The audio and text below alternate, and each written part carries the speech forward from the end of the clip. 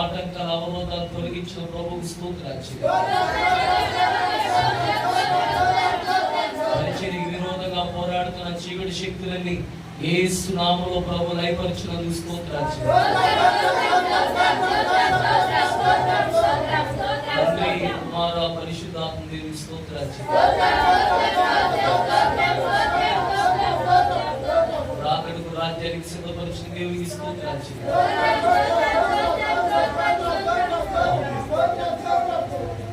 ప్రేమస్వరూపుడా, నమ్మదగిన దేవా, ప్రతికూల పరిస్థితుల్లో మమ్మల్ని బలపరుస్తున్నారు. ఈ ఇరుకునందు మీరు మాకు ఇచ్చే విషయాలకు కొరికే మీ బిడ్డలందరినీ తోడుకొని వచ్చారు, నడిపించారు. ఇప్పుడు వరకు కలిసి ఏక మనసుతో పాటలు పాడారు, కలిసి నిన్ను స్తుతించారు, ఆరాధన మహిమార్థాన్ని జరిగించారు. వందనాలు. నీ మహిమ బలంగా సంచరించినందుకు స్తోత్రం. వచ్చిన బలహీనులందరినీ బలపరిచారు, కొరిగిన వారందరినీ లేవనెత్తారు, ఆపదలన్నీ దూరపరచు. యేసు నామమున అడిగి పొందుతున్నాం తండ్రి.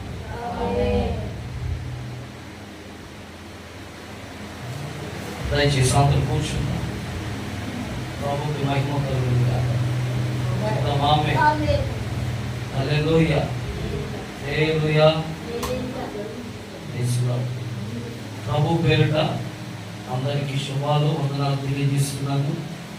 దేవుడు మీ అందరినీ సీయోను నుండి కనికరించును గాక. ఆరాధనగా జరగడానికి దయచూపిన ప్రభువుకి మహిమ కలుగును గాక. రెండు చేతులు చెప్తాం. హల్లెలూయా. మనకి ఇచ్చినటువంటి మరొక ఆదివారాన్ని బట్టి చేతులు ఎత్తి స్తోత్రాలు చెల్లిద్దాం.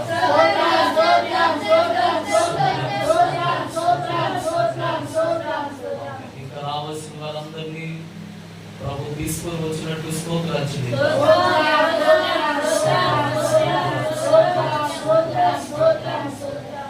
హృదయ వాంఛలు లైవ్ ద్వారా వీక్షిస్తున్న వారు హృదయ వాంఛలు ప్రభు తీర్చినట్లు స్తోత్రాలు చెల్లిద్దాం.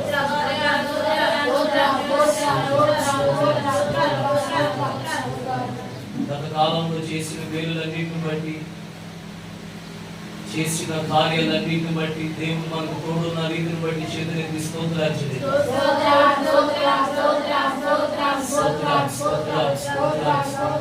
ఆమేన్. గత కాలం దేవుడు పిల్లల చదువులో తోడుగా ఉన్నాడు. పెద్దలైన వారందరి చేతి పనులు దేవుడు తోడుగా ఉన్నాడు. మీ ఉద్యోగాలు, ప్రయాణాల్లో, రోడ్లు దాటేటప్పుడు, డ్రైవింగ్ లో, అన్ని విషయాల్లో ప్రభు ఇచ్చిన కాపుదల కొరకు చేతులెత్తి స్తోత్రాలు చెల్లిద్దాం.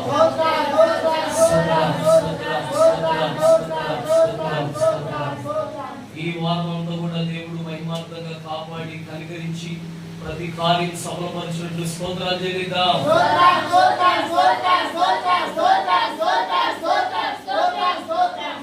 నిశ్చయముగా అప్పులు సమస్యలన్నీ తీరిపోవాలి, ఇబ్బందులు తొలగించబడాలి. మరి మందిరానికి మరి ఏ విధమైన ఆటంకాలు లేకుండా ప్రభు కార్యం చేయనట్లుగా స్తోత్రాలు చెల్లిద్దాం.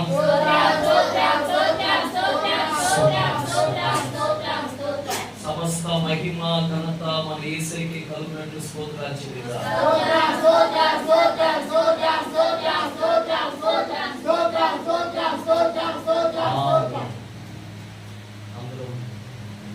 దేవుని యొక్క వాక్యాన్ని విందాం.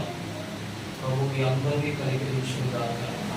మరొకసారి లైవ్ ద్వారా ఉన్న వారికి, సంఘముగా చేర్చబడి మీ అందరికీ వందనాలు తెలియజేస్తున్నాను. యేసయ్య మహాకృప అందరి మీద ఉండుగాక. నిశ్చయముగా కుటుంబాలు దీవించబడుగాక. నిశ్చయంగా సంఘ సరిహద్దులు విశాలపరచబడునుగా. ఆమేన్. మంచి దేవుని వాక్యం విందాం. హల్లెలూయా. వినపడుతుంది కదా?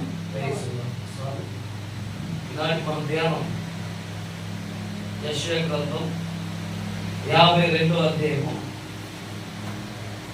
9వ వచనాన్ని మనం ధ్యానం చేద్దాం. ఉదయకాలం కూడా దేవుడు మంచి ఆరాధన జరిగించి ప్రయాణంలో తోడుగా ఉన్నారు. ప్రభు ఇచ్చిన మహాభాగ్యాన్ని బట్టి స్తుతిస్తూ చక్కగా రిఫరెన్స్ చదవండి. యెరూషలేము నందు పాడై ఉన్న స్థలములారా ఉత్సహించి ఏకముగా సంగీతగానం చేయుడి. యెహోవా తన జనులను ఆదరించెను. యెరూషలేమును విమోచించెను. చాలు. ఈరోజు మనం ధ్యానం యేసయ్య తన యొక్క జనులను ఆదరించువాడు. ఆమేన్. ఇక్కడ యెరూషలేము అనగా సంఘం. పాడైపోయిన వాళ్ళందరూ కూడా ఎక్కడికి వచ్చి మళ్ళా కట్టబడాలి? మళ్ళా మాట చదవండి. యెరూషలేమునందు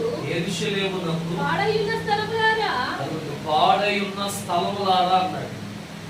పాడైపోయిన స్థలములు అంటే, స్థలము అనగా ఒక జీవితం, హృదయం పాడైపోతుంది. లోకంలో ఉన్న వారందరూ ఇశ్రాయేలీయులుగా ఉన్నారే కానీ వారి జీవితాలు పాడైపోతాయి. ఈనాటి క్రైస్తవంలో కూడా యెరూషలేములో ఉన్నారే కానీ చాలా మంది పాడైపోయిన వాళ్ళు ఉన్నారు. సమాజాన్ని మనం చూస్తున్నాం, పాడైపోతున్న వారిని మనం గమనిస్తున్నాం. అయితే ఇక్కడ ప్రవక్త ద్వారా మాట్లాడుతున్న మాట ఏంటంటే, ఎప్పుడైతే మనం యెరూషలేములోకి వస్తామో ఆటోమేటిక్ గా పాడైపోయిన జీవితాలన్నీ కట్టబడతాయి. తలంపులు పాడైపోయినాయా? జీవితము ఆలోచన పాడైపోయిందా? దేవుడు తిరిగి మరలా దాన్ని కడతాడు. కుటుంబం కట్టబడాలన్నా, జీవితాలు కట్టబడాలన్నా, పరిస్థితులు కట్టబడాలన్నా మనం ఎక్కడికి రావాలంటే యెరూషలేమునకు ఖచ్చితంగా రావాలి. హల్లెలూయా. ఈరోజు మందిరం అనే యెరూషలేముకు రావడం ద్వారా ఆటోమేటిక్ గా దేవుడు మన భవిష్యత్తును కడతాడు. పిల్లల భవిష్యత్తును కడతాడు.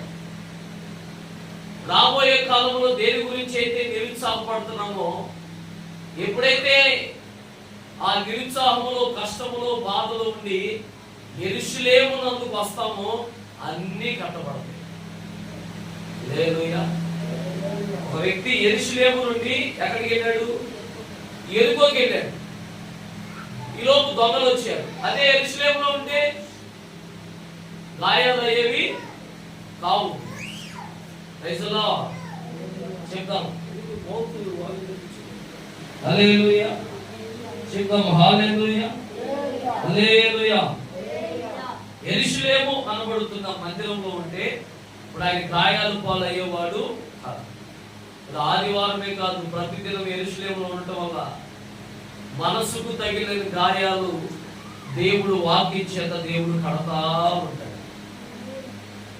తర్వాత ఏమన్నాడు? కట్టబడిన వారు దేవుణ్ణి స్తుతిస్తా ఉంటే, ఉత్సాహంగా ఆరాధన చేస్తా ఉంటేనంట దేవుడు అలాంటి వారిని ఏం చేస్తాడంట? ఆదరిస్తా ఉంటాడు. ఇప్పుడు మనకు ఆదరణ దొరకాలంటే ఒకటి యెరూషలేముకు రావాలి, రెండోది వచ్చిన మనము ఆరాధన చేయాలి. ఇప్పుడు వరకు ఏం చేసాం? మనం యెరూషలేము అనే ఈ మందిరంలో ఆరాధన చేసాం. ఆరాధన చేస్తుండగానే కట్టబడాల్సిన మన జీవితాలు ఆటోమేటిక్ గా దేవుడు కడతాడు.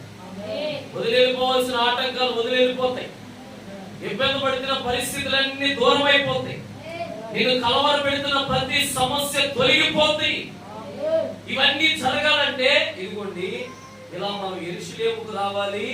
వచ్చిన మనము యేసయ్యని ఆరాధన చేస్తూనే ఉండాలి. దేవునికే మహిమ కలుగుతుంది.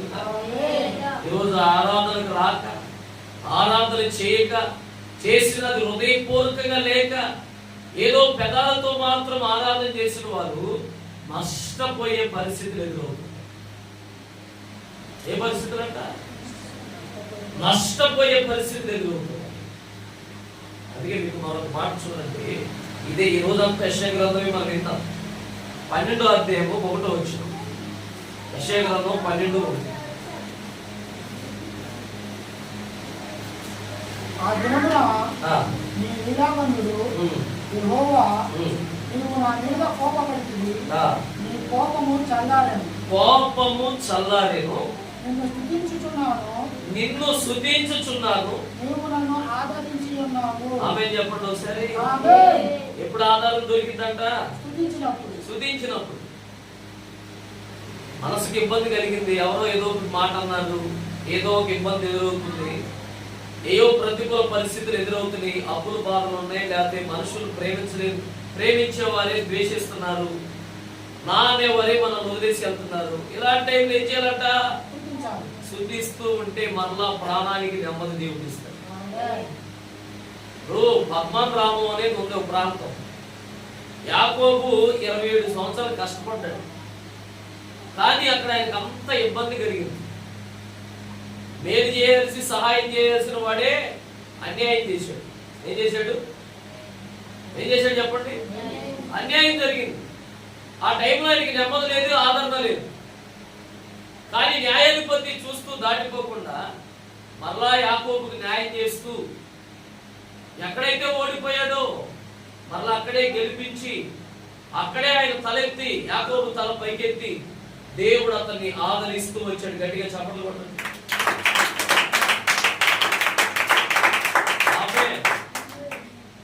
చూడండి, అన్ని సంవత్సరాలు కష్టపడి ఊడిగా బాడిగం చేస్తే ఆయనకి నెమ్మది లేకుండా చేశారు. అలాంటి టైంలో ఆయన ఎవరున్నారు చెప్పండి? ఒకరు కాకపోయినా ఒకరైనా ఆదరించేవారు ఆ పరిస్థితిలో లేరు. ఎందుకంటే నాన్నగారు వేరే చాటున్నారు, అమ్మగారు వేరే చాటున్నారు, వాళ్ళ అన్నయ్య విరోధి అయిపోయారు. ఈయనొక్కడే చాలా వేదంలో ఉంటే సాక్షాత్తు ప్రభువే, తండ్రి అయిన దేవుడే వెళ్ళి ఆయన పక్షాన న్యాయం చేసి ఆయనను ఆదరిస్తూ వచ్చాడు. దేవుడు ఆయనకి న్యాయము చేశాడు, ఆదరించాడు. ఈ రెండు జరగడం వల్ల తిరిగి మరలా సొంత ప్రాంతానికి వచ్చేప్పటికీ సమృద్ధితో దేవుడు తిరిగి అతన్ని తీసుకుని వచ్చాడు. ఓటమిలో ఎవరు ఆదరించారు? తండ్రి అయిన దేవుడు ఆదరించాడు. అన్యాయం మధ్య ఎవరు ఆదరించారు? యాకోబు జరిగింది ఇది. మనం కూడా చూడండి. అందుకే ఆ విషయాన్ని యెషయా రాస్తూ వచ్చాడు. తనకు జరిగిన పరిస్థితిని కూడా మీరు 48వ అధ్యాయము 20వ వచనం ఆ యెషయా గ్రంథం చదివితే, యెషయా గ్రంథం 48:20. బబులోను నుండి బయలువెళ్ళుడి, కల్దీయుల దేశంలో నుండి పారిపోవుడి, యెహోవా తన సేవకుడైన యాకోబును విమోచించిన సంగతి. అబ్బా చూసండి, ఏం చేశాడంట? విడిపించాడు. ఎక్కడ? కఠినమైన పరిస్థితి మధ్యలో ఉన్న వ్యక్తి. బైబిల్ తీసుకొని చదవండి, ఇంగ్లీష్ బైబిల్ అయినా తీసుకొని చదువుతా ఉంటే కొంచెం వాక్యం ఎక్కింది మనకు. హల్లెలూయా. చూడండి, కఠినమైన ఇబ్బంది పరిస్థితిలో యాకోబు ఉన్నాడండి. పట్టించుకునే వాళ్ళు లేకపోవచ్చు. ఇప్పుడు ఇశ్రాయేలు ప్రజల దగ్గరికి వచ్చేప్పటికి ఆ విషయాన్ని యెషయా గారు చెప్తున్నాడు. మీరు ఒకసారి ఆలోచించాలి, మీరు ఒకసారి గమనించాలి. ఇప్పుడున్న పరిస్థితులను బట్టి కృంగిపోవడమో, లేకపోతే బాధపడటమో, లేకపోతే బలహీన పడటమో, లేకపోతే ఏడవటం మంచిది కాదు. ఆమె మరి ఏం చేయాలంట? చూడండి, ఆయన మాట అన్నాడు, ఇదిగో మన పితరుడైన యాకోబుని దేవుడు ఏం చేశాడంటే విమోచించాడంటే విడిపిస్తూ వచ్చాడు. అన్యాయస్తుడైన మామయ్య మధ్యలో నుండి అన్యాయముగా కొట్టి చాకరీ చేయించుకొని ఏమాత్రం కూడా మేలు చేయని వ్యక్తి మధ్యలో నుండి దేవుడు అతన్ని ఆదరించడమే కాకుండా ఆయనకి విమోచన కలుగజేశాడు. ఇప్పుడు ఈ వాక్యం వింటున్నావా?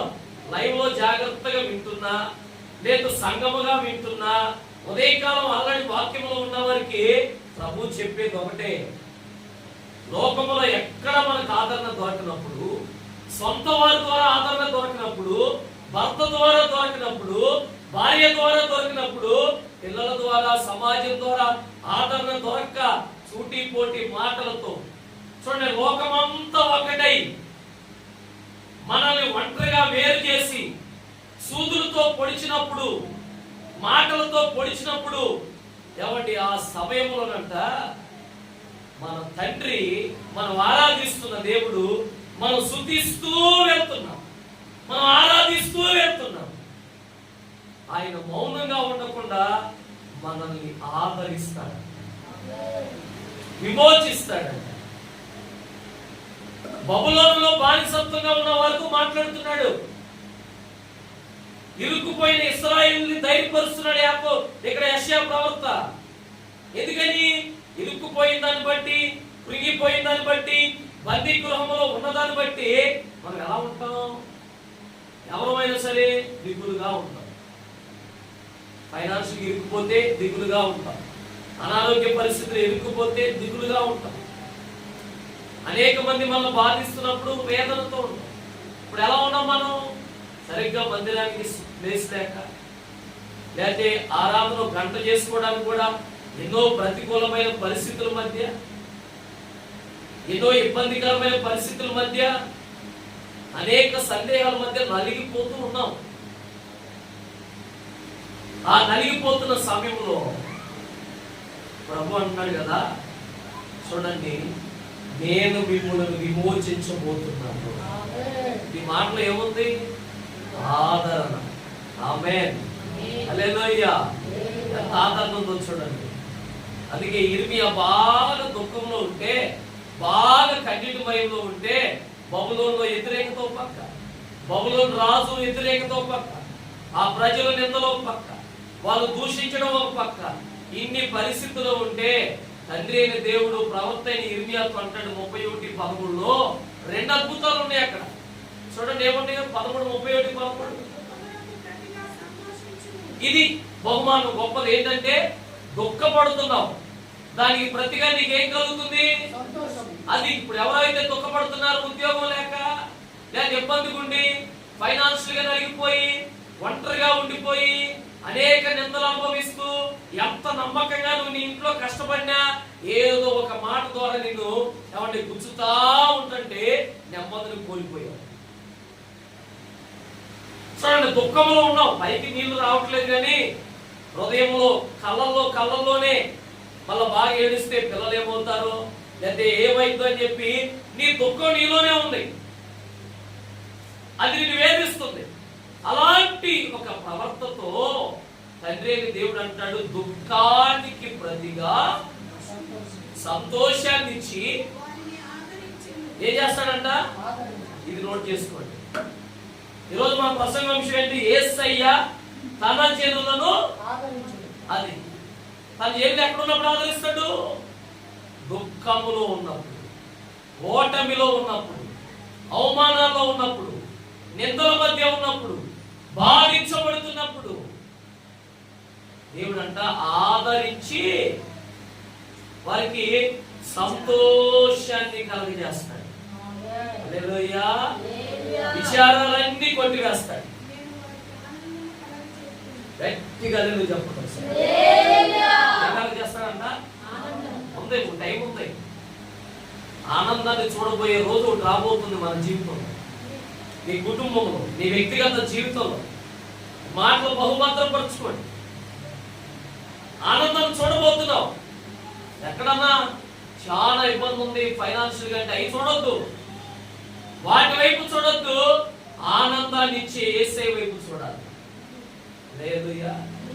మన పితరులు అలాగే చేశారు. నా మాట మీరు బాగా వింటే, యెషయా గ్రంథం 35వ అధ్యాయంలో 1-2 వచనాలు అలాగే చూశారు, అలాగే ఇబ్బంది పడ్డారు.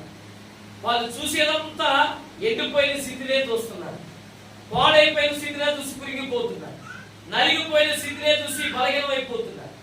అలాంటి టైంలో 35 ఇదే యెషయా గారు అంటాడు అక్కడ 1-2 వచనాలు చదవండి. బహుగా పూయించు ఉల్లసిస్తుందంట. ఉల్లసించి సంగీతం పాడిందంట. లెబానోను సౌందర్యము దానికి కలుగును, ఆ కర్మేలు శారీరక కన్నా సొగసు దానికి ఉండును. ఆ. అది యెహోవా మహిమను మన దేవుని తేజస్సును చూచును. ఆ. సడలిన చేతులను బలపరచుడి, ఆ. తొట్టిల్లు మోకాళ్ళను దృఢపరచుడి, ఆ. తంతరిల్లు హృదయముతో ఇట్లనుడి, ఆ. భయపడక ధైర్యముగా ఉండుడి. భయపడక ధైర్యంగా ఉండండి. పరిదండన చేయుటకై ఆ. నీ దేవుడు వచ్చుచున్నాడు. ఇది ఆదరణ. ఒక ప్రవక్త ద్వారా ఏం పలుకుతున్నాడు అక్కడ? ఎంత ఆదరణకరమైన మాటలు. జనాల్లో ఏం పూయి పడుతుందంట? అదిగోండి, ఎండిన భూమి. భూమి దేనికి సాదృశ్యం? చూడండి, లోకం అంటే మట్టి కాదు, లోకం అంటే మనుషులు. అంటే ఇప్పుడు భూమి అనగా ఒక మనిషి యొక్క స్థితి, ఒక జీవితం ఎండిపోయినట్టుగా ఉంది. అరణ్యము అంటే అన్ని కోల్పోయినట్టు, ఒంటరిగా మిగిలిపోయినట్టు. అరణ్యము అనే మాటకు అర్థం అన్ని ఇబ్బందులు ఎదురవుతా, తాగడానికి నీరు లేక, తినడానికి తిండి లేక, ఆదరించేవాళ్ళు లేక, బలపరిచేవాళ్ళు లేక, ఈ పరిస్థితి ఏమంటారు? అరణ్య పరిస్థితి. అంటే ఇప్పుడు ఇశ్రాయేలు ఏ పరిస్థితిలో ఉన్నారు? అరణ్య పరిస్థితిలో ఉన్నారు. ఎండిపోట, నేల ఎండిపోవడం అంటే జీవితాలు ఎండిపోయి ఉన్నాయి. హల్లెలూయా. ఎండిపోవడం అంటే బహు ఇబ్బందులకు సాదృశ్యం, బహు కష్టాలకు సాదృశ్యం, బహు వేదనకి సాదృశ్యం. ఈ ఎండిపోయిన పరిస్థితిని బట్టి అక్కడ ప్రవక్త అయిన యెషయా ద్వారా సంఘమైన ఇశ్రాయేలీయులతో ఎలాంటి ఆదరణకరమైన మాట ఉందో చూశారుగా మీరే. ఉల్లసిస్తుందంట. చూడండి, కస్తూరి పుష్పం అనేది గాయాన్ని కట్టడానికి సాదృశ్యం.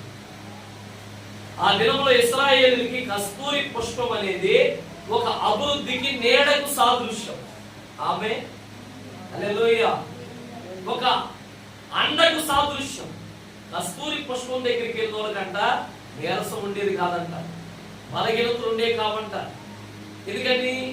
ఆ కస్తూరి పుష్పము అంత అభివృద్ధికి సాదృశ్యమని.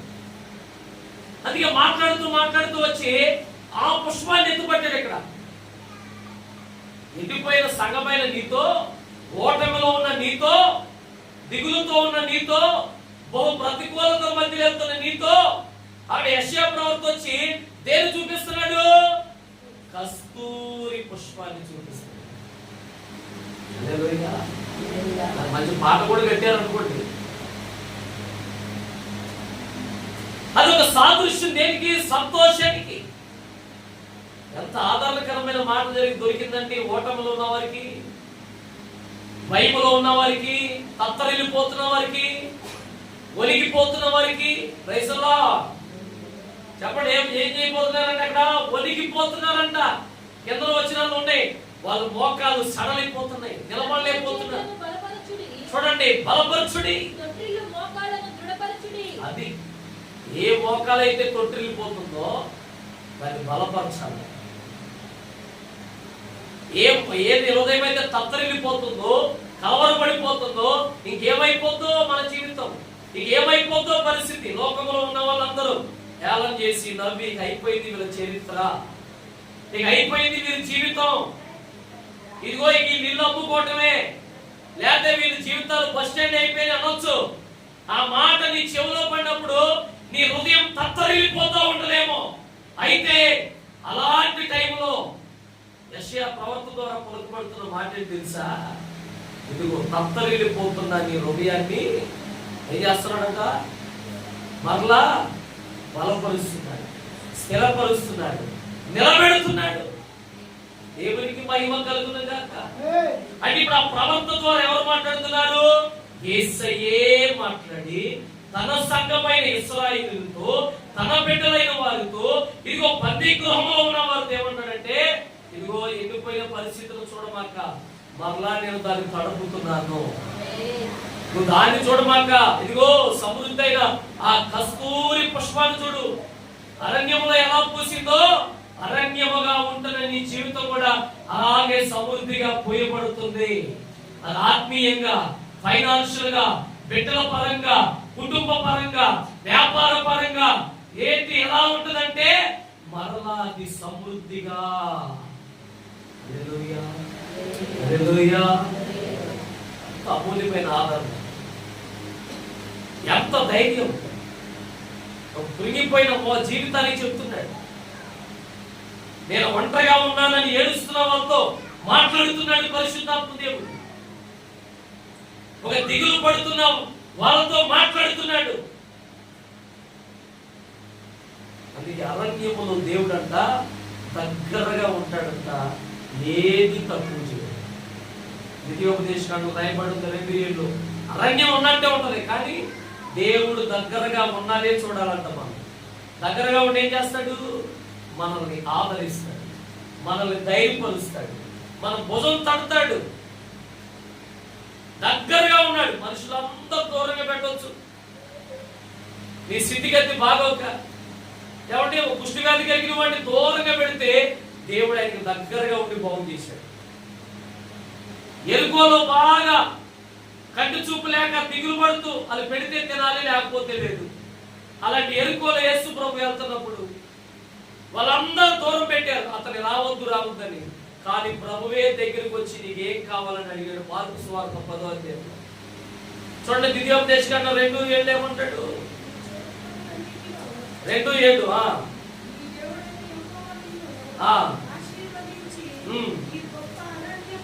ఈ గొప్ప అరణ్యంలో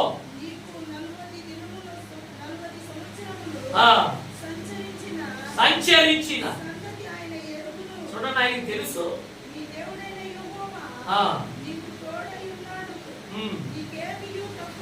గట్టిగా చెప్పండి, చెప్పండి, చేతులెత్తి హల్లెలూయా. నువ్వు ఎలా సంచరిస్తున్నావు? దుఃఖంతో సంచరిస్తున్నావా? బాధలో సంచరిస్తున్నావా? మనం ఇప్పుడు మన దేవుడు ఎరిగి ఉన్నాడంట. కన్నిటి మధ్య సంచరిస్తున్నావా? ఓటమిలో సంచరిస్తున్నావా? అపజయాల మధ్య సంచరిస్తున్నావా? నిందల మధ్య సంచరిస్తున్నామా? అవమానాల మధ్య సంచరిస్తున్నామా? ఎవ్వరు ఎరగకపోయినా నీ దేవుడు నువ్వు 40 దినాలు అరణ్యములో సంచరించిన సంగతి ఆయన ఎరుగును. ఆమేన్. ఆయనకి తెలుసు. తెలిసి ఏం చేశాడు? ఈ గొప్ప అరణ్యం గొప్పదా చిన్నదా? ఇప్పుడు అక్కడ ఇప్పుడు ఇబ్బందులు గొప్పవే చిన్నవియా? గొప్పవే. వాళ్ళ గొప్పదా చిన్న పెద్దవే. కానీ ప్రభు అంటాడు అవి ఎంత పెద్దవైనా వాటికన్నా గొప్ప వాటి నేనున్నాను, వాటికన్నా శక్తివంతుని నేనున్నాను. మరి ఏం చేస్తాను నేనుండి అంటే నీకు దగ్గరగా వస్తాను. అరణ్యంలో లోకమంతా దూరం అయిపోతుంది. అరణ్యంలో ఏమైతే లోకమంతా బాధలో ఉన్న ఒక అమ్మాయి తను చేర్చుకుంటే మనం డబ్బులు ఇవ్వాలేమో, 100 అడుగుతాడు. మీరంటే మంచిది, మీ గురించి నేను చెప్పట్లేదు, లోకం గురించి చెప్తున్నా. మీరు బాగా ఆదరిస్తున్నారు, నన్ను కూడా ఆదరిస్తున్నారు, మా కుటుంబాన్ని. ఒక కుటుంబంగా మనం అందరం ఆదరించుకుంటున్నాం. చాలా దగ్గరగా ఉన్నారు. మీ రూపాన దేవుడు నాకు దగ్గరగా ఉన్నాడు. ఆమె చెప్పండి. మీకు ఇచ్చిన మంచి మనసును బట్టి, సహకారాన్ని బట్టి, సపోర్ట్ను బట్టి. కాబట్టి దేవుడు ఎలా దగ్గర ఉన్నాడంటే ఇప్పుడు సంఘమైన ఆత్మీయులైన మీ అందరిని బట్టి నాకు దగ్గరగా ఉన్నాడు. ఏ స్థితిలో ఎవరిని వాడుకోవాలో మిమ్మల్ని వాడుకుంటూ నన్ను ఆదరిస్తూ వస్తున్నాడు, నన్ను ధైర్యపరుస్తూ వస్తున్నాడు. అరణ్యం గొప్పదే, కానీ ప్రభు సంఘము ద్వారా, ఆత్మీయుల ద్వారా నాకు దగ్గరగా ఉన్నాడు. ఆయన దూరం లేడు. లోకమంతా ఏమనుకుంటుందండి? అరణ్యములో దేవుడు వాళ్ళతో లేడు అనుకుంటారు. అబద్ధం. ఒక అరణ్యములో లోకమంతా పక్కకెళ్ళిపోవచ్చు. ఏదడిగితే కాబట్టి కుష్టి వ్యాధి కలిగిన వాడిని మార్కు సువార్త 1వ అధ్యాయం ఉన్నామంటే వాడి పరిస్థితి అరణ్యంగా ఉంది. ఎక్కడో పెట్టారు. ఆయన అంటాడు, అయ్యా ఏమైనా నా మీద కనికర పడతావా అన్నప్పుడు ఏమంటాడు? నువ్వు శుద్ధుడు కావడం నాకు ఇష్టమే, నువ్వు శుద్ధుడు కమ్ము అంటాడు. అంటే ఇప్పుడు అతన్ని వ్యాధిలో, కుష్టి వ్యాధిలో అందరూ తోసివేస్తే దేవుడు దగ్గరగా వచ్చి ఒక్క మాటలో అతన్ని ఆదరించాడు. ఆమె చెప్పండి. మనం కూడా అదే నేర్చుకుంటాం. గొప్ప అరణ్యములో సేవకుడికి మీరు సేవకుడి ఎక్కడ దొరుకుతుందా మాట? 1:41 మార్క్స్ చూడండి. ఆయన యొక్కకు ఎందుకు వచ్చాడు తెలుసా? ఆదరించడానికి వచ్చాడు. ఎందుకు వచ్చాడు? ఇప్పుడు మన దగ్గర కూడా అందరూ ఎందుకు వస్తాడు? నీదేమి ఓటమిలో ఉంటే బయటికి వెళ్ళి నిన్ను ఎగతాళి చేయడానికి వస్తారు. ఇది లోక స్వభావం. నీ దగ్గరకు వచ్చినట్టే వచ్చి నటించే వాళ్ళు ఉంటారు, కానీ బయటికి వెళ్ళి నిన్ను అవమానపరుస్తారు.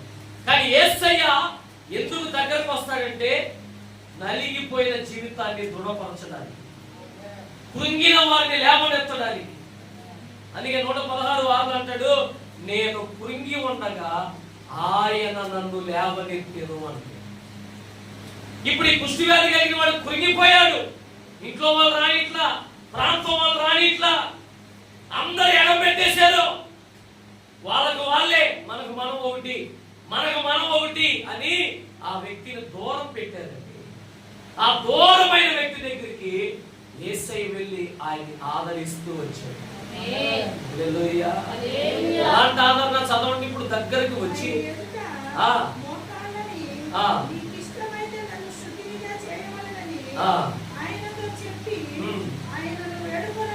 ఆయనను వేడుకొనగా కనికరపడి, చూడండి, కనికరపడి అన్నకాడ ఆదరించి అన్నోట్ చేసుకో. కనికరం ఉంది కాబట్టి ఆదరించగలిగాం. కనికరం లేని ఆదరించలేదు కదా. ఆమె నువ్వు ఒక వ్యక్తిని, ఇంకొక వ్యక్తి ఇబ్బందులు ఉంటే ఆదరించాలంటే ముందు కనికరం ఉంటేనే కదా. కట్టేస్తుడైతే పోతే పోనీ వాళ్ళు వెళ్ళిపోతే మనకేంటంట. కనికరం ఉంది కాబట్టి గతి లేని స్థితిలో వచ్చి ఆదరిస్తూ వచ్చాడు. ఇప్పుడు ఆయన అక్కడ ఉండి ఏమనుకున్నాడు తెలుసా? ఆయన ఒక పాట పాడుకున్నాడు. ఏమని? గతి లేని స్థితిలో నీ సన్నిధి చేరి నా స్థితిని అంతటిని విన్నవించగా, కరుణామయుడా నన్ను కాదనలేక, నా కృప నీకింకను చాలునంటివే, నా ప్రార్థనాలకించిన పరలోకపు తండ్రి, నీ పాదపద్మములు విడువలేనయ్యా. ఒట్టి పాత్రగానే, ఏ పాత్ర? ఒట్టి పాత్ర. ఒక్కడే, ఏమీ లేని వాడిని విలపిస్తూ ఉన్నాడు, కన్నీళ్లు పెడుతూ ఉన్నాడు, దుఃఖపడుతూ ఉన్నాడు. అలాంటి టైంలో కృపగల దేవుడు వెళ్ళి ఆయనని ఆదరిస్తూ వచ్చాడు. అందుకే దావీదు అంటాడు 23వ కీర్తనలో, అయ్యా నీ దుడ్డు కర్ర, నీ దండము నన్ను ఆదరించింది. అయ్యా, దావీదుకి ఆదరణ లేదు. అలాంటి టైంలో ఏం ఆదరించిందంట? దుడ్డు కర్ర. ఆ కర్ర దేనికి సాదృశ్యం? ప్రభు యొక్క అభిషేకానికి సాదృశ్యం. ఆమె ఎంతమంది తెలిసింది? అది ఒట్టి కర్ర కాదు, అభిషేకించబడిన కర్ర. అందుకే అందకపోతే అందిస్తుంది, దారి తప్పితే 2 పీకి మందలో కూర్చోబెడతారు. దండం అంటేనేమో అందరూ దాన్ని అందిస్తుంది, దుడ్డు కర్ర అంటేనేమో దారి తప్పితే గద్దేస్తుంది. అందుకని అయ్యా అట్టి అభిషేకాన్ని నేను త్రోసివేసుకుందునా అంటాడు 141:5లో. దేవుని యొక్క దుడ్డు కర్ర, దండము రెండు మనల్ని ఆదరిస్తాయి. చెప్పండి గట్టిగా హల్లెలూయా. చెప్పండి ఉత్సాహంగా హల్లెలూయా. ఆ కుష్టి వ్యాధి కలిగిన వ్యక్తికి ఏ మాత్రం ఆదరణ, నెమ్మది, ధైర్యం, ఇక నేను ఉంటాను అన్న నమ్మకం లేదు. అలాంటి టైంలో దేవుడు వచ్చి, తండ్రి అయిన దేవుడు ఆ సమయంలో అక్కడికి వచ్చి కృప కలిగిన యేసయ్య అతన్ని ఆదరిస్తూ లేవనెత్తాడు. ఆమేన్, హల్లెలూయా. స్తుతించే వారికి, ఆయన దగ్గరకు వచ్చే వారికి, విజ్ఞాపన చేసే వారికి ఈ అద్భుతాలు ఉన్నాయి. ఇప్పుడు ఈయన బతిమలాడుకుంటున్నాడు, అయ్యా కనికరపడండి, బ్రతిమలాడుకునే వారిని ఆయన అన్నాడు త్రోసివేయకుండా ఆదరిస్తానే ఉంటాడు. మనుషుల్ని బ్రతిమలాడుకుంటే ఆ దేన స్థితిని బట్టి నవ్వచ్చు, కానీ యేసయ్య మాత్రం ఏ స్థితిలో వెళ్ళినా మనం చూసి నవ్వడు, ఆయన కనికరం పడతాడు. ఆమేన్. ఎందుకని న్యాయకర్త. 68వ కీర్తన 5లో చెప్పినట్లు ఆయన దిక్కులేని వాళ్ళకి, అండలేని వాళ్ళకి, నిజమైన యదోరాళ్ళకి ఎలాంటి వాడంటే న్యాయకర్త. న్యాయం చేసేవాడు అంటాయి. ఎంతో అమూల్యంగా రాయబడి ఉంది 68:5లో కీర్తనలో. ఎక్కడంట? తండ్రి లేని వారికి తండ్రి న్యాయకర్తయునై ఉన్నాడు. అంటే ఇప్పుడు ఎందుకున్నాడు? ఆదరించడానికి ఉన్నాడు. గడిగలు చెప్పండి. ఎందుకున్నాడంట? ఆదరించడానికి ఉన్నాడు.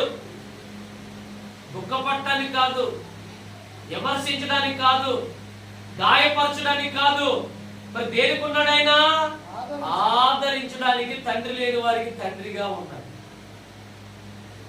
యదవరాలుగా ఒంటరిగా ఉన్న వారికి న్యాయకర్తగా ఉన్నాడు. మరొక చోట భర్త అయి ఉన్నాడు, తండ్రి అయి ఉన్నాడు, తల్లి అయి ఉన్నాడు. అందుకే మనల్ని ఆదరిస్తూనే ఉంటాడు. అన్న దుఃఖముతో మునిగిపోతే దేవుడు ఆమె గర్భాన్ని తెరిచి ఆమెని ఆదరిస్తూనే వచ్చాడు. ఎలా వచ్చాడంట? ఏంటి? ఎలా వచ్చాడు? ఆదరిస్తూ వచ్చాడు.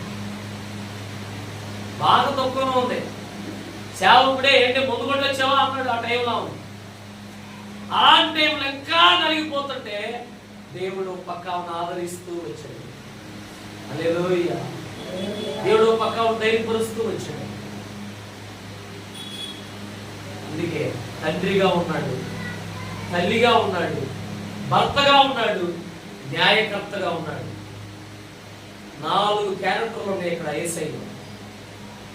4 క్యారెక్టర్ల ద్వారా ఏం చేస్తాడు? ఆదరిస్తానే ఉంటాడు. ఏం చేస్తాడు చెప్పండి? అందరూ చెప్పండి. నోరెత్తి చెప్పండి. ఇంకా అంతే. 4 రీతులు ఎందుకున్నాడంటే తోసివేయడానికి కాదు, నీ దేనస్థితిని చూసి కెంచిపరచడానికి కాదు, మొహం చాటేయడానికి కాదు, ముందేళ్ళ నుంచి వెనకాల నవ్వడానికి కాదు. మరి ఎందుకున్నాడు? ఆదరించడానికి.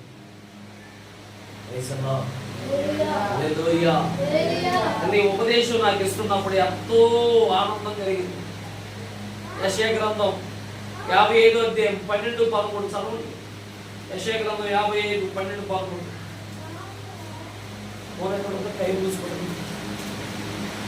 యెషయా గ్రంథం 55:12-13.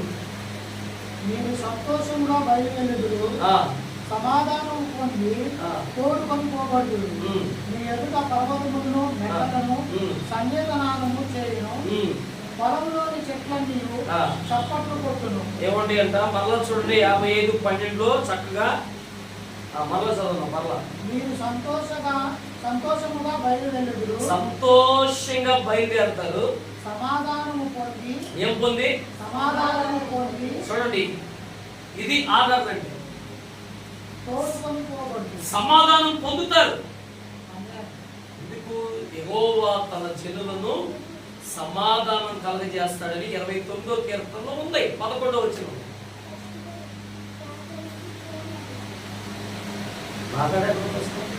హల్లెలూయా చెప్పండి. హల్లెలూయా. ఇక్కడ రాయబడిన మాట ఏంటంటే తన జనుల్ని ఎలా తోడుకొని వెళ్తాడంటే సమాధానంతో. అందుకే మన పెద్దలు పాట రాశారు ఏమని? సంతోషమే సమాధానము, సంతోషమే సమాధానము, చెప్పనమైన సంతోషం, నీ సంతోషము నాకు ఇచ్చితివి. హల్లెలూయా. నేనైతే ఏమనుకున్నాను? అయ్యా నువ్వు నాకు సంతోషం ఇచ్చావయ్యా అన్నాడు. ఆమేన్. ఈ సంతోషం నీకు కావాలంటే నువ్వు కూడా రావాలి. ఆమేన్. హల్లెలూయా. లోకం ఎక్కడ ఇవ్వదు, అది కనికరము కలిగిన దేవుడు మాత్రమే ఇవ్వగలుగుతాడు. Praise the lord. ఆఖరిగా ఒక మాట చెప్తా చూడండి, యెషయా గ్రంథం 49:13. ఓన్లీ యెషయా గ్రంథంలోనే ఉందాం, ఎటు వెళ్ళిపోకుండా. మా అయితే ఒకసారి రోమపత్రిక 8:13కి చివరిలో వెళ్దాంలే. సంక్షిప్తం అయితే 49:13 చూడండి. ఎలా ఉన్నారంట? శ్రమ నొందిన తన జనులు యందు జాలిపడి. సరే, ఇక్కడ ఓదార్పు కాడ ఆదరణ అని పెట్టుకోండి. తన జనులుగా ఉన్నాం. తన జనులు అంటే ఎవరు? మారు మనసు పొందిన వాళ్ళు, పరిశుద్ధంగా ఉన్న వాళ్ళు, ఎన్ని ప్రతికూల పరిస్థితులు వచ్చినా దేవుడి కోసం నిలబడేవాళ్ళు, ఎన్ని ఇబ్బందులు వచ్చినా ప్రభుతోనే ఉండేవాళ్ళు, దేవుడు నామ నిమిత్తం అనేక నిందలు బాధలు భరించే వాళ్ళే తన జనులు. ఆమేన్. లోకానికి ప్రత్యేకంగా ఉన్నవారే తన జనులు, అందరూ కాదు. తన జనులు అంటూ ప్రత్యేకంగా ఉన్నవారు మాత్రమే తన జనులు. అయితే చూడండి, తన జనులు ఇప్పుడు షడ్రక్ మేషక్ అబేద్నెగోలు ఎవరు? తన బిడ్డలు. అగ్నిలో బాగా ఇబ్బంది కలిగింది, కానీ దేవుడు దాన్ని ఏసీ రూమ్ గా మార్చేశాడు. తన జనులకి శ్రమ వచ్చింది, కానీ దేవుడు దాన్ని దీవెనగా మార్చాడు. ముందు ఇప్పుడు ఆయన బిడ్డలుగా ఉండి శ్రమ వచ్చిందా, దేవుడు ఏం చేస్తాడు తెలుసా? జాలి పడతాడు. లోకానికి జాలి రాదు. అలాగే పాట కూడా రాశారు ఏమని? జాలి లేనిదే ఈ మాయలోకము కలత చెందేను. ఆమేన్. జాలి లోకానికి ఉండదు. లోకం ఎప్పుడు ఉంటే దాని మీద మరలా కారం జరిగినట్టు మాట్లాడతారు. కానీ ప్రభు ఏం చేస్తాడు? తన జనుల మీద జాలి పడతాడు. గాయపడితే గాయాన్ని కడతాడు. ఇబ్బందులు ఉంటే ఇబ్బందులు తొలగిస్తాడు. చూడండి, తన జనుల్ని ఇక్కడ ఎంత ఓదార్చాడు. ఇప్పుడు మనందరం ఎవరు? తన జనులమే, ఆయన జనులమే. అందుకే ఆదివారం ఈ వర్తమానం ద్వారా నిన్ను ఆదరిస్తున్నాడు. నేరుగా వచ్చి నిన్ను ఆదరిస్తున్నాడు. Praise the Lord. హల్లెలూయా. సంఘంగా మార్చబడిన ఒకరితో అంటాడు, సంఘంగా మార్చబడి ఎవరు మాట ఇదినా వినకపోయినా ఆ కుటుంబం మాట విని లోబడి కష్టపడి ఆ ఓడను తయారు చేసి 40 పగళ్ళు 40 రాత్రులు ప్రకటించి ఎవరు తృణీకరించినా ఎవరు తీసివేసినా చక్కగా లోబడి ఏమండి తన ప్రజలుగా మారిన వాళ్ళతో ఏమంటారు తెలుసా? ఈ ఒక్క మాట తర్వాత నేను ప్రాంతంలోకి వెళ్తాను. 54 యెషయా గ్రంథం 7 నుండి 10 వచ్చిన. ఉన్నతమైన మహాపర్వతము మీద చూడండి, ఉన్నతమైన మహాపర్వతం. యెషయా గ్రంథం 54:7. ఇది నిమిషం మాత్రము అంటే దేవుడు నిమిషం మాత్రమే. ఒకవేళ మనం పక్కన పెట్టినా నిమిషం మాత్రమే. అది తర్వాత ఏముంటది? అబ్బా, గొప్ప వాత్సల్యముతో నేను సమకూరుస్తాను.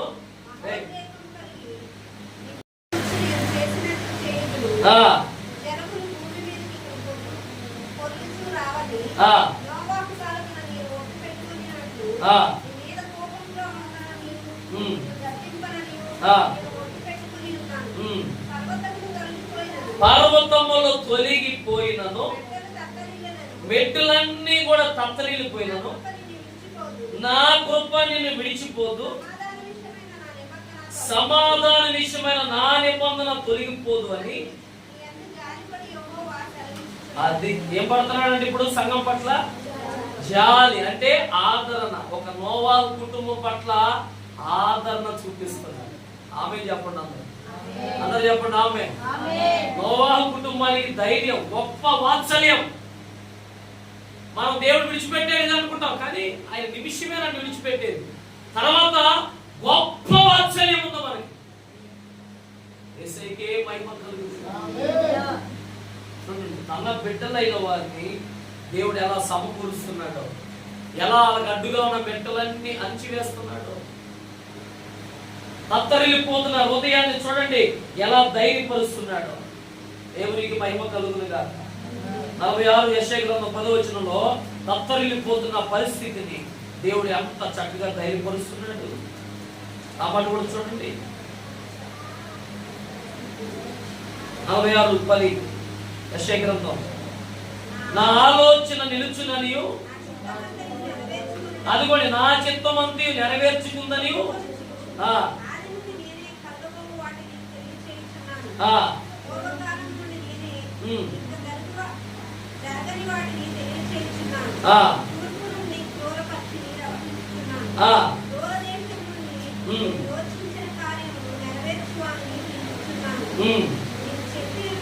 ఇది నోట్ చేసుకోండి.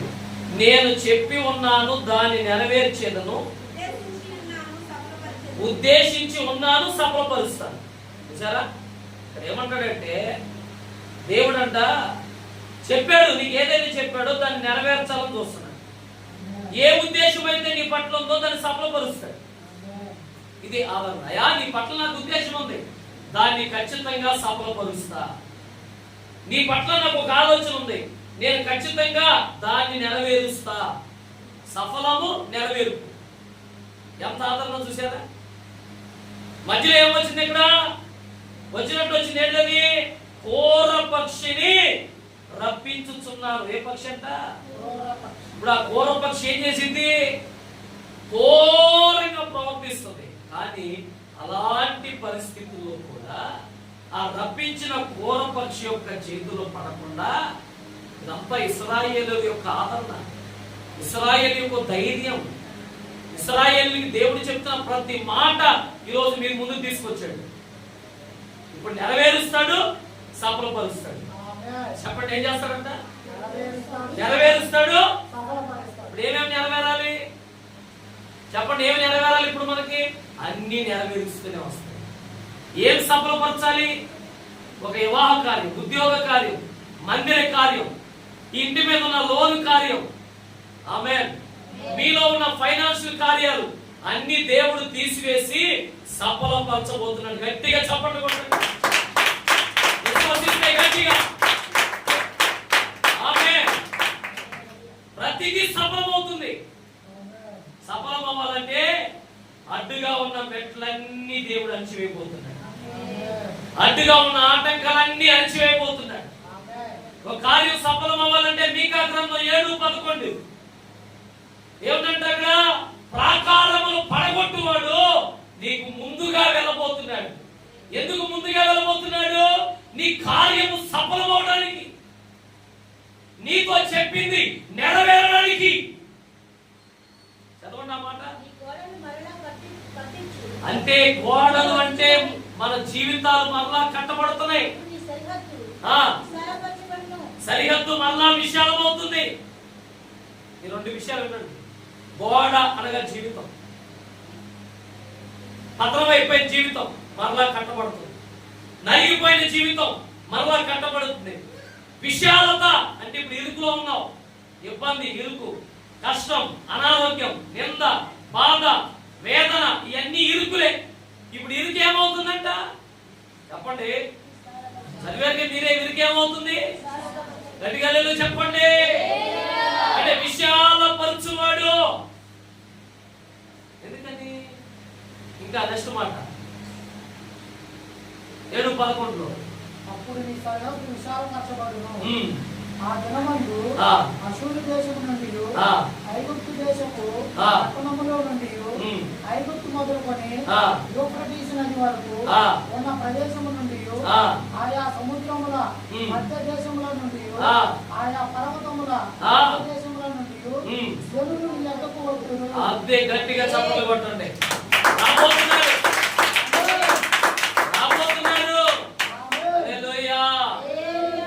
క్షమాపణ అడగడానికి, కట్టబట్టడానికి, సరి చేయబట్టడానికి వేల వేసి పిలవబోతున్నాడు. ఎంత అమూల్యమైన ఆదరణ మాట. సమకూర్చబోతున్నాడు ఆయన. ఎక్కడో ఉన్నాయి యూఫ్రటీసు నది, కానీ అక్కడి నుంచి కూడా పిలుస్తున్నాడు నీ దగ్గరికి. అక్కడి నుండి కూడా రాబోతున్నాడు. పరిస్థితి విశాలంగా మారిపోయిందిగా. ఎంత ఆదరణ చూడండి. ఎక్కడ ఎవరిస్తారు మనకి? ఈ ఆదివారం ఆరాధన మానేస్తే నీకు దొరికేది ఈ ఆదరణ. ఈ ఆదివారం ఆరాధన ఎక్కొట్టి ఇంటికాడ ఉంటే ఎంత ఆధారకరమైన వాక్యం దొరికేదా? ఒక్క మాట చాలు జీవితాంతం నెమ్మది పొందడానికి, ధైర్యపరచబడ్డానికి. అందుకే అపవాదిని వెనక్కలాగినా అపవాది సంఖ్యలు తెంచి పరిశుద్ధాత్మ దేవుడు తీసుకొచ్చి నేను ఇక్కడ కూర్చోబెట్టాడు, నీతో మాట్లాడుతున్నాడు. ఆయనకి నీ మీద ఉన్న వాత్సల్యం అంత గొప్పది, ఆ ప్రేమ గొప్పది. అందుకే నిమిషం మాత్రం ఉండే బాధ, నిమిషం మాత్రం ఉండే నిందలు, నిమిషం మాత్రం ఉండే అవమానాలు, వాటిని తలంచుకొని మనం అక్కడే ఉండకుండా అడుగు ముందుకేసి ముందుకెళ్ళాలి, పైకి వెళ్ళాలి. చేయి పట్టుకుని నడిపిస్తున్నాడు, ఆదరిస్తున్నాడు, నడిపిస్తున్నాడు, మేలు చేస్తున్నాడు, సరిహద్దు విశాలపరుస్తున్నాడు. అనేక ప్రాంతాల వారు వచ్చి మీ దగ్గర మేలు, మీ దగ్గర ఉన్న దీవెనలో సహాయాన్ని పొందుకొని వెళ్ళబోతున్నారు. నమ్మిని ఎడల దేవుడు మైపను చూడబోతున్నాడు. అంత ప్రాముఖ్యమైన మాట ప్రభు మనతో మాట్లాడు. అందుకే ఆదరించబడాలంటే యెరూషలేముకు రావాలి, ప్రభుని స్తుతించాలి, ప్రభు దగ్గర సరిచేయబడాలి, ప్రభు పాదాలు పట్టుకోవాలి. హల్లెలూయా. చిన్న పిల్లవాడిని దేవుడు ఎంత ఆదరించాడండి. వాళ్ళ అమ్మ చేసిన తప్పు, కొంతమంది తల్లిదండ్రులు చేసిన పాపాలు పిల్లల మీదకి వస్తాయి, పిల్లలకి నెమ్మది లేకుండా చేస్తాయి. వాళ్ళ అమ్మ చేసిన అవిధేయత ఆ చిన్న పిల్లోడు ఆ బెర్షెబాలో ఏడవటం ప్రారంభించాడు. ఆ అవిధేయత చూడండి, యజమానురాలకు లోపడకుండా తృణీకరించు. దేవుడు ఊరుకుంటాడా? నీకు ఇచ్చిన నాయకుడు, నీకు ఇచ్చిన సేవకుడికి ఈరోజు చాలా మందిగా తెలియట్లేదు. ఈయన కాకపోతే ఇంకొకడు అని కట్టుపరుచుకున్నారు, కానీ వాళ్ళు దెబ్బతింటారు. నీకు అప్పగించిన దైవజనుడికి లోబడి నీ మీద నాయకులుకున్న వాళ్ళకి విధేయులై ఉంటే ఏమైందో తెలుసా? శాపాలు అని రాకుండా దేవుడు కాపాడుతాడు. కానీ ఆగర్ అనే ఆమె తిరుగుబాటు చేసింది. తిరుగుబాటు చేసి యజమానురాల్ని అహంకారంగా ఎగతాళి చేసి మాట్లాడి చూడండి శారమును బాధ పెట్టింది.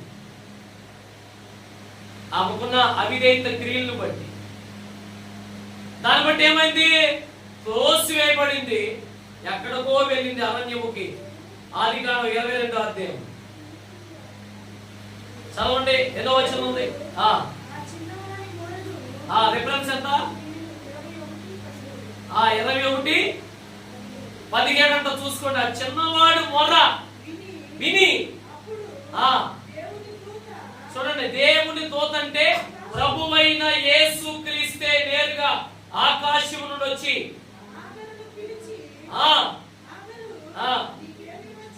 చూడండి, ఏం పనికిమాలిన పని చేసావు నువ్వు? చూడండి, ఆ పనికిమాలిన పని చేసిన దేవుడు వెంటనే ఆమెను ఆదరిస్తున్నాడు. ఎందు నిమిత్తం? చిన్నవాడి యొక్క ఏమన్నాడు? వింటాడు. దేవుడు మన స్వరాన్ని వింటాడు. హల్లెలూయా. ప్రతి ఒక్కరి స్వరాన్ని వింటాడు.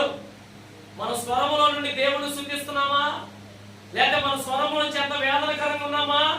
దేవుడు వింటాడు. ఆదివారం వాక్యం వింటున్నా, నీ స్వరములో నుండి ఎంత ఏమండి మూలుగులు వస్తున్నాయి, ఎంత ఇబ్బందికరమైన మాటలు వస్తున్నాయి. నీ స్వరము నుండి వచ్చే ప్రతి మాట దేవుడు విని దిగి వచ్చి ఆదరిస్తున్నాడు. అక్కడ హల్లెలూయా. ఏమవుతున్నాడు? దిగి వచ్చి ఆదరించబోతున్నాడు. Praise the lord. దిగి వచ్చి ఆ చిన్నవాడిని ఏం చేశాడంటే బెర్షెబా ఎడారిలో లేవనెత్తి, అబ్బా లేవనెత్తుతాడండి. చాలు చాలు. ఇప్పుడు కొన్నిసార్లు మన అహంకారం ద్వారా పడిపోతాం, మన గర్వంగా మాట్లాడడం ద్వారా పడిపోతాం. ఇప్పుడు పడిపోవడానికి కారణం ఏంటి? ఆమెతో పాటు పిల్లవాడు కూడా ఎందుకు పడిపోయాడు? మనతో పాటు మన పిల్లలు ఎందుకు ఆనంద పడుతున్నారు? మనతో పాటు మన పిల్లలకి ఎందుకు ఇబ్బంది కలుగుతుందంటే మనలో ఉన్న అవిధేయత. హల్లెలూయా. కానీ దేవుడు ఏం చేశాడు? అక్కడ తొక్కి నాడ తీశాడు. ఏం చేశాడు? దేవుడి కోసం కనిపెట్టుకుంటే దేవుడే కార్యం చేస్తాడు. పాట ఉందిగా, దేవుని కోసం కనిపెట్టుకుంటే దేవుడే నీకు కార్యము చేస్తాడు. హల్లెలూయా. కానీ ఆమె చేసింది అవిధేయత్వ, అహంభావం చూపి యజమానురాలకే లోపడకుండా ఈరోజు అదే పని చేస్తున్నారు. మాకేంటే వెళ్ళిపోయారు, వాళ్ళని తొక్కి నారదీయడం ప్రారంభిస్తున్నాడు దేవుడు. హల్లెలూయా. ఆగరు యొక్క గర్వాన్ని తొక్కాడు, నారదీశాడు, బుద్ధి వచ్చింది. ఏమండి ఇవన్నీ ఎందుకు జరిగినాయి? చిన్న పిల్లోడి యొక్క ఏడుపును బట్టి దేవుడు ఆదరిస్తూ వెళ్ళాడంటే. అందుకే కొన్నిసార్లు పెద్దోళ్ళు అవిధేయత, పెద్దోళ్ళు తిరుగుబాటు వెనకాల ఉన్న పిల్లలకి ఇబ్బంది అండి, సంతతికి ఇబ్బంది అండి. అవన్నీ కలవకుండా ఉండాలంటే పెద్దవారమైన మనం దేవునికి అవిధేయత కాకుండా విధేయులమయ్యే ఉండాలి. హల్లెలూయా. దేవుడు ఇప్పుడు ఎవరిని ఆదరించాడు? ఓటమిలో ఉన్న ఆగరు కుమారుడైన ఇస్మాయిలును ఆదరించాడు. ఎప్పుడు ఏం చేశాడంట? ఆదరించాడు. ఈరోజు మనకు కూడా దేవుడు చెబుతున్నాడు,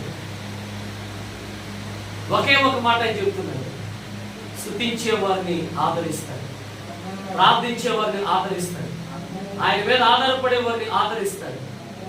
ఎన్ని ప్రతికూలమైన పరిస్థితులు వచ్చినా ఆయన విడిచిపెట్టకుండా ఆయనతో సహవాసం కలిగిన వారిని ఆదరిస్తూనే ఉంటాడు. హల్లెలూయా. కాబట్టి యేసయ్య తన జనులను ఆదరిస్తాడు. ఈ ఆదరణకి కారణం స్తుతి, ప్రార్థన, విశ్వాసం, దేవునికి దగ్గరగా ఉంటాం. ఇవన్నీ కలిగి ఉందాం. ప్రభు మనందరినీ, లైవ్ లో ఉన్న వారిని ఆదరించునుగాక. అడ్డుగా ఉన్న పర్వతములు అలిగిపోనుగాక, మరలా గోడలు విశాలము వచ్చునుగాక, మరలా కట్టబడునుగాక. ప్రభు మహిమ కొరకు అందరి చేతులెత్తి స్తోత్రాలు చెల్లిద్దాం.